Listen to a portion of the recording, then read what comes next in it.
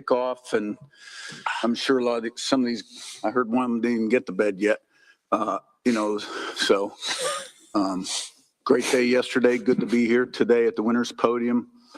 And every day brings, new things that need to be done and new challenges. So proud of these guys, proud of the leadership, thankful for the leadership that they provided this year and their last year, and just the way they conducted themselves throughout their career. And Pat, who was with us 1 year, who was such a tremendous add and leader for this football team. Let's go ahead and start with our first question over here on our right-hand side on the aisle. Third row. Good morning, Jeffrey JohnSpeaks.com. This is for any of the players who want to take it. Just give us a little bit of sense of a player's view of the scope of what you accomplished. You didn't just win a national championship. You did it at Indiana, which, as you guys know, at one point in time had the most losses in the history of the sport. You went from the bottom to the very mountaintop. Why? And just give us a player's view of, like, what is it like to go on that journey? Pat, let's start with you. Yeah, well, I think it starts with belief, right? Like, there's got to be a like-minded individuals, right, who come together for a common purpose. And sometimes that belief has to be a little bit irrational, especially at a place, that hasn't had the success like Indiana. I haven't been here for long, but I've seen it. And I've seen the way that this place has been characterized. And when Coach Sig got here, he believed, and he got people to believe. And, sometimes people laughed at him and people thought he was crazy, but, that was a little irrational belief, right? Like, you got to get people to buy in. And you got to get people to think alike. And you got to get people to believe in the mission, believe in what we're trying to do here. And it takes a village, and it takes all of us. And it takes a whole coaching staff, and it takes a whole players, just everybody to buy in and believe in a common goal and a common purpose. And like I said, it takes a village, and it really took all of us. Aiden? Yeah, just to piggyback off of what he said, from a program that is known for losing and a culture that was in a bad spot when Coach Sig got here, it was all about changing the way people think, and that's, internal and external from the building. We described it as a sleeping giant when we got here. Indiana fans and just the culture around Indiana was just hungry for a winner. And they just needed the right coach and the right players to come in and kind of flip this thing around. It's been a special ride, and I think we had just the right coaches, the right staff, the right players, and everybody that was, right for the job to make this thing happen. And it's just unbelievable to be a part of. And doing it in Indiana makes it 10 times more special. Mikhail? Yeah, just kind of like what he said, especially about the sleeping giant. I just knew last year when we played Maryland, that was kind of like the turning point for the program, I think. Once we played them and then we beat Michigan at home, it kind of just started a trend going upward. And then just to kind of have the season that we had last year and then have to end the way that it did, it kind of fueled a lot of the guys that were a part of that roster to kind of come back and work even harder throughout the summer, work even harder throughout camp, and then really just take it to them throughout the entire season. I think it brought us a lot of confidence in knowing that we could compete at this level. And I mean, we're 16-0, national champions, so there's nothing else you could have dreamt of. We're going to come over here to our left-hand side, second row. Hi, Coach. I think a lot of people are wondering now why it took so long for a Power 4 school to hire you. I wonder, are there other Curt Cignettis out there undiscovered? And if so, where are they? Oh, there have been a number of guys coach at the D2 or 3 level, for that matter, get to P4 and been highly successful. And there's 4 or 5 of them still coaching. It took me longer. I got a great break when I was young, 23, at probably the second best conference in the country, the old Southwest Conference. But, you know, for the first half of my career, I was with teams that did not win. People don't hire assistants from schools that don't win. And when I was retained by Walt Harris, I learned a lot about quarterback play, was there 3 years. And then when I went to NC State, you know, we had Phillip Rivers, and we had a nice ride there, 7 years. And the 1 year with Nick, felt like I was ready to rock and roll, and took a big chance on myself. So I think, you know, my trajectory, being with teams that weren't mega successful early on, but, you know, my journey led me to here, which is a great thing. The other thing I'd like to add, I think, to the question the players just answered about Indiana, I think that's called a paradigm shift. You know, it's kind of like people can cling to an old way of thinking, categorizing teams as this or that, or conferences as this or that, or they can adjust to the new world, the shift of the power balance, the way college football is today. So,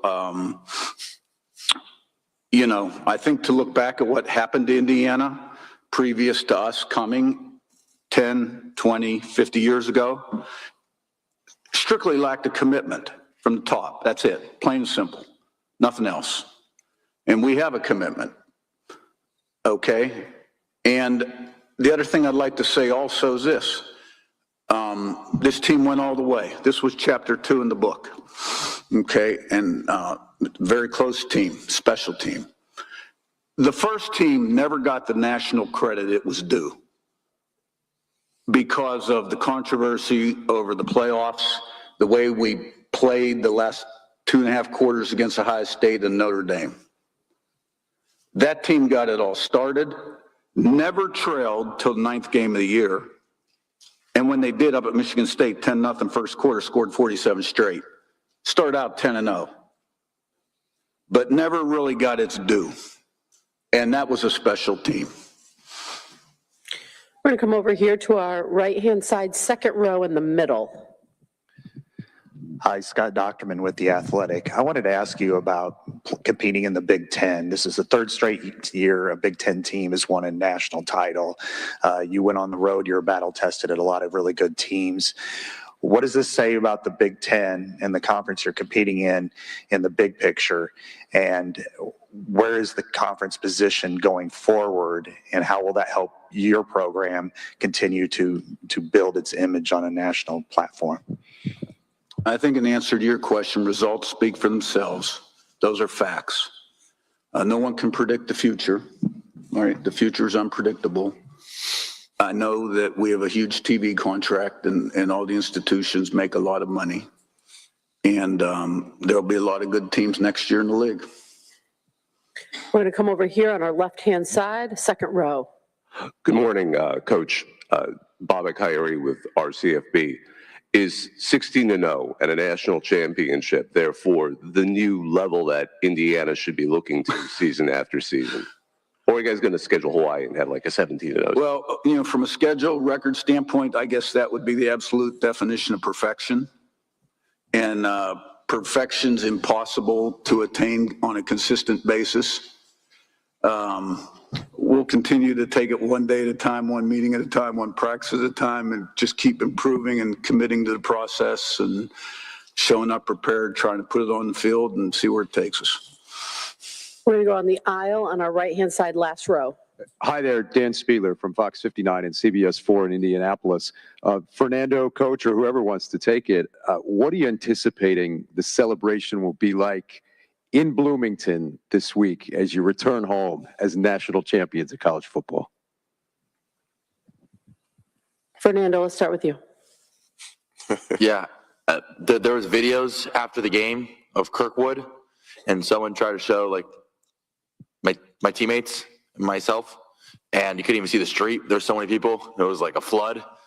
And so I think that just epitomizes the Hoosier spirit and foreshadows the many long celebrations that they're going to be in Bloomington. I think that, like Coach Cignetti said before, Bloomington's been a predominantly basketball town and basketball city for the longest time, and I think it's a great honor and great privilege to be a part of the team that brings its first football national championship. And I can only imagine what all the Hoosiers are looking forward to celebrating this weekend or this week. We're going to come down to the very front row in the middle.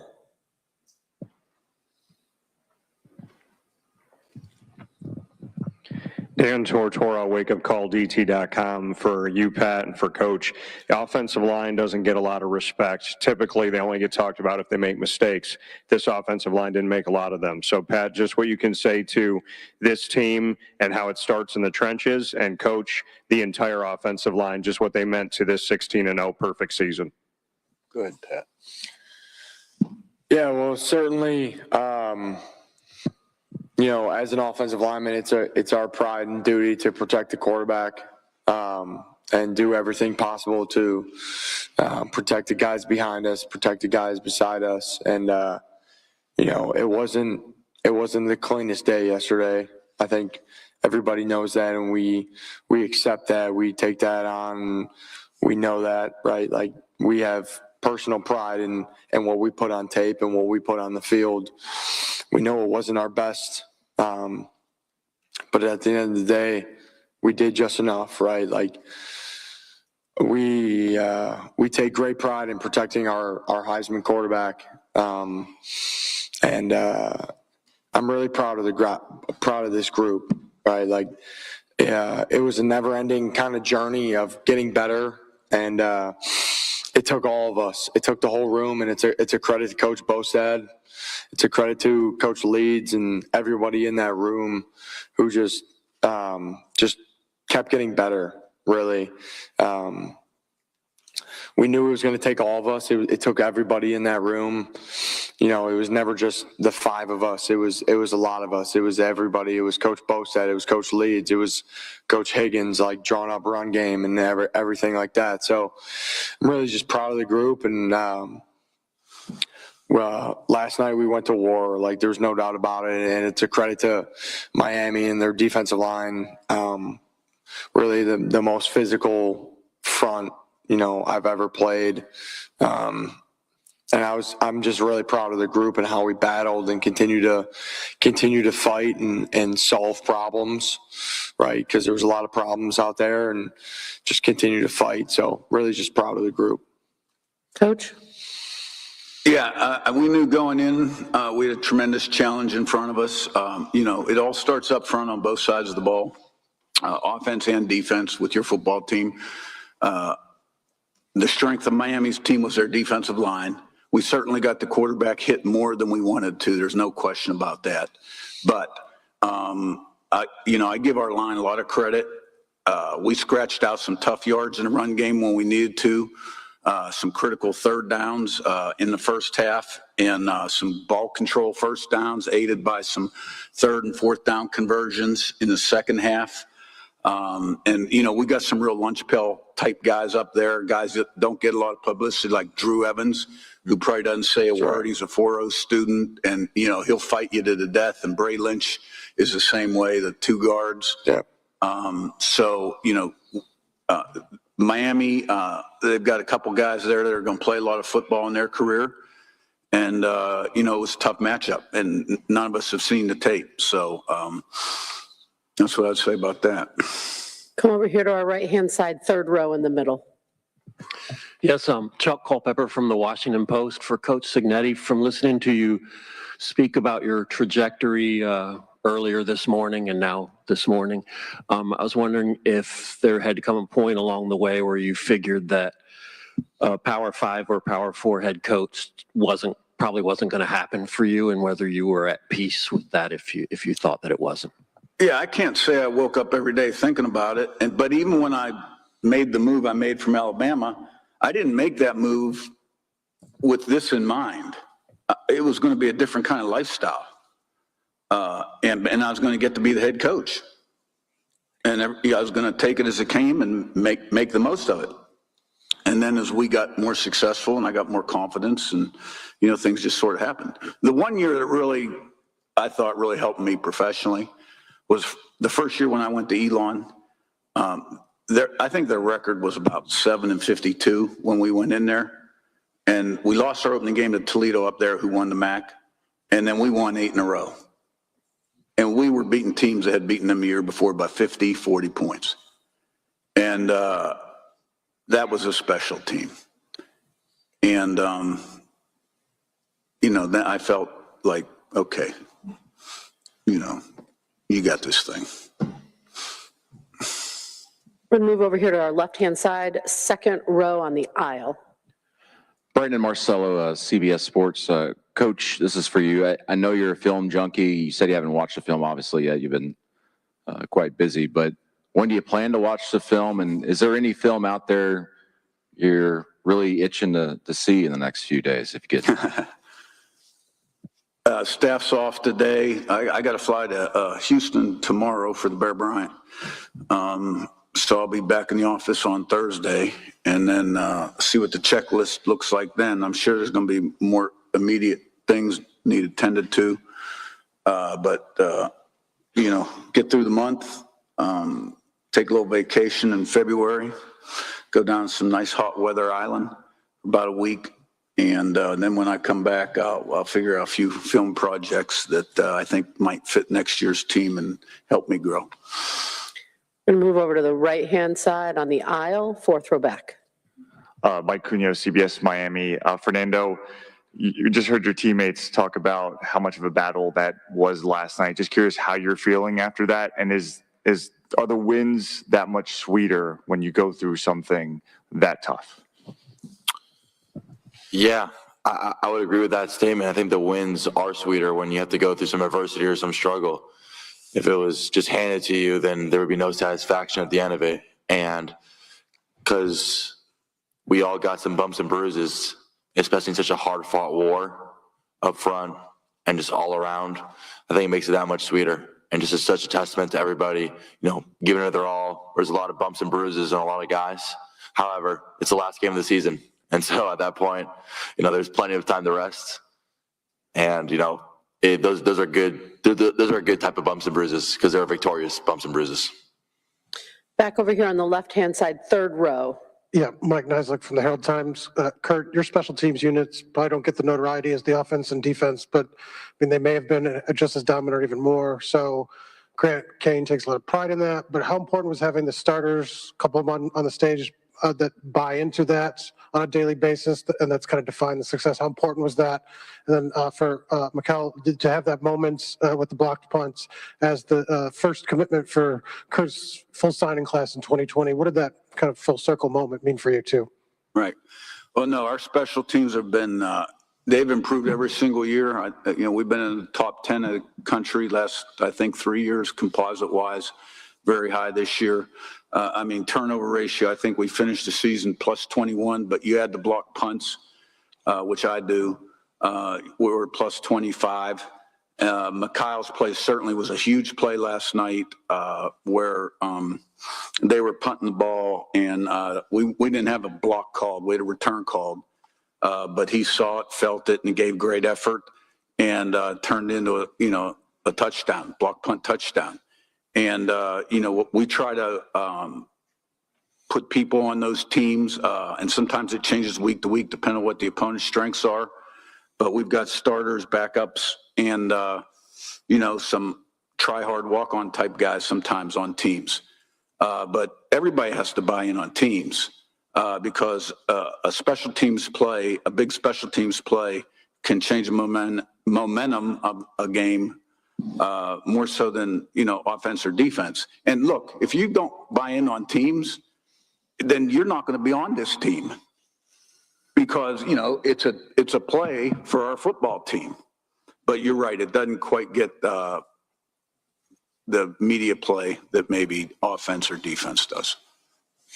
Yeah, I feel like Coach Kane, and then obviously coming from Coach Sig, but they pretty much made it so you really care about playing special teams, right? So I feel like special teams is all about effort, it's all about grit, and it's just about, do you want to get it done or not, right? So I feel like special teams is a huge backbone in winning football games. And I feel like you could have the best offense and the best defense, but if you have a poor special teams, you're not going to win games.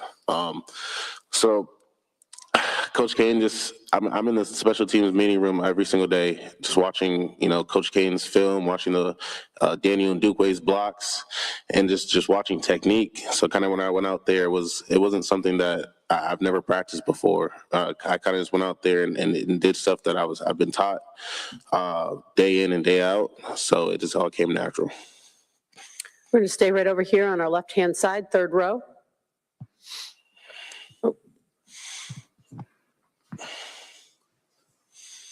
Any final questions? Oh, we've got one right back over here on the right-hand side. Back. Serena Raboyne, WHAS 11 in Louisville. This is for the players. We have heard about buying into Cignetti's program over and over and over again, but what is it about that really got you to believe in it? What was that buy-in like? I think it kind of just starts just with effort, right? It starts in the weight room during the winters, the 6 a.m. workouts, and then the summer workouts in the hot rolling sun. I think that's kind of when you start to realize what type of team you have, right? The guys that push each other to get one more extra rep, the guys who get on each other for missing the line. I think that's kind of when the buy-in starts. And then once camp hits, that's just playing football at that point, right? So everyone does camp, but it's not just getting through camp. It's about trying to improve throughout camp so you can hit the season running. And then once you start to win, that momentum just carries and carries and carries. And the result just kind of turns out to what we have now. Yeah, I would say as somebody who will kind of look at it as a choice of, do you want to buy into something like this or not? It helps to look at the development Coach Sig and his staff have had with different players. The track record, the wins, obviously it speaks for itself. So, just knowing that, there is a plan in place that if you do buy in and kind of put your head down and work, you see the results, and that's, results in us, sitting on this stage right now. But, it just it's not for everybody. I will say that. It's a lot of times where you kind of second guess that decision when times get tough, but, ultimately it's the best for you. I've said it, Coach Sig just finds a way to get the best out of his players. I think that's not only Coach Sig, but, Coach Haynes, Coach Shanahan, strength staff, anybody that, has the attention of our players. They're all like-minded on our staff, and they just got to get the best out of all of us as long as you put your head down and work. Yeah, I think it's a credit to Coach Cignetti and recruiting us all here, right? There's been a lot of talk about transfers and all of our different journeys that have all led us here to Indiana. But at the same time, we've all been recruited here, right? Like, we've all been recruited here. We're all like-minded individuals that have been recruited here by Coach Cignetti and brought to this place for a common goal and a common purpose. We're all cut from the same cloth, and I think that showed on the field this year. And just being in the spring, the summer, the fall with these guys, I think that showed. And I got to learn that firsthand when I got here in January. And it was a blessing, really. It's a blessing to be here, and it's a blessing to be a part of this group and in this journey. And I'm really just grateful to be a part of this brotherhood. I think that belief is crucial, especially when the margins in college football are so small, as we've seen time and time throughout the season. I was blessed enough whenever I stepped in this program, and I think it really a testament, trickle-down effect. And a lot of the senior leaders, when I first got to this program, leaders like Fisher, Kamara, Surratt, Carter Smith, all those guys, when I first stepped in the locker room, you could tell that they believed, and if you didn't believe, you're kind of like outcasted. So it was in a way that, hey, either on our way or the highway. And at that point, once you know and see everybody truly believe, not just believe because, they want, more catches or more stats, because they truly believe in the goal, I think it's infectious. And it's infectious throughout the locker room. And just so blessed to be a part of it, like Pat said. We're going to take our last question from the second row on our right-hand side.